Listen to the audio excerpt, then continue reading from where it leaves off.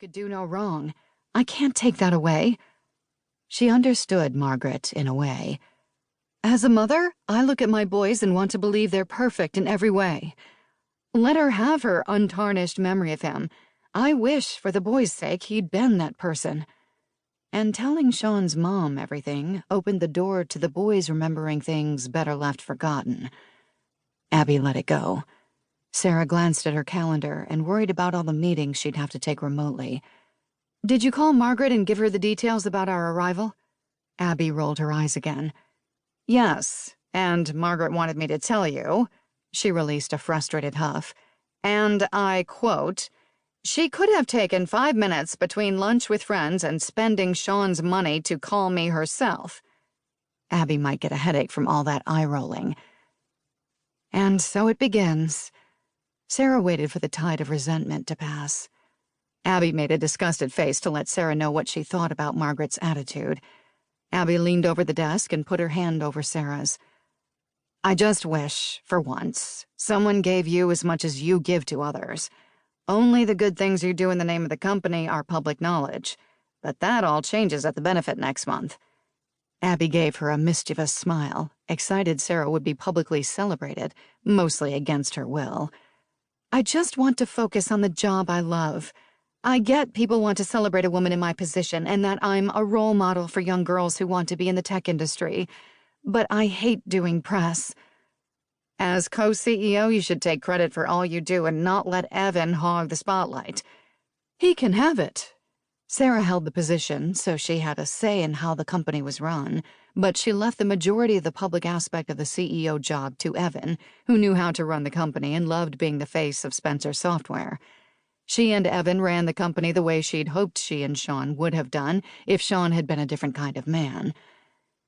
"Your new security program will innovate the market, and though everyone knows a woman is behind the best-selling Andy's Antics games, the press and consumers can't wait to find out that it's really you behind the obscure photo and bio on the website."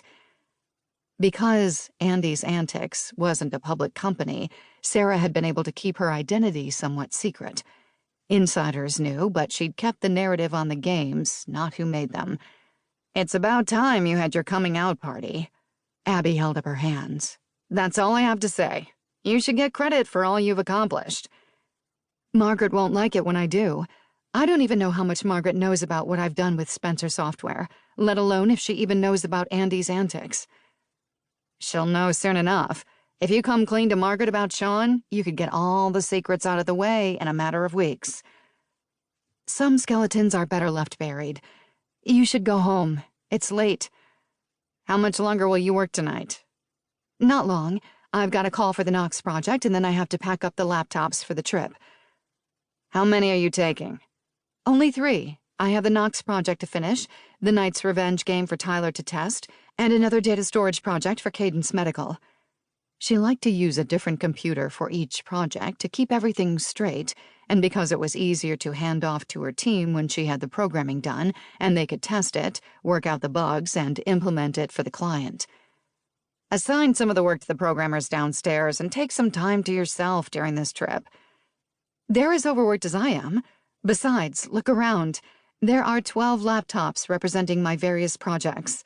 She took on the big, complex projects that had catapulted the company's name and profits. "Be thankful I'm not taking more than the 3. "Only 12 right now." Abby opened her mouth in mock surprise. At any given time, there could be more than 20 laptops in Sarah's office. 12 wasn't so bad. The fact that she'd only work on 3 projects while away meant she might get more than 4 hours of sleep at night. Maybe. Probably not. Abby headed for the door. "I'm out of here.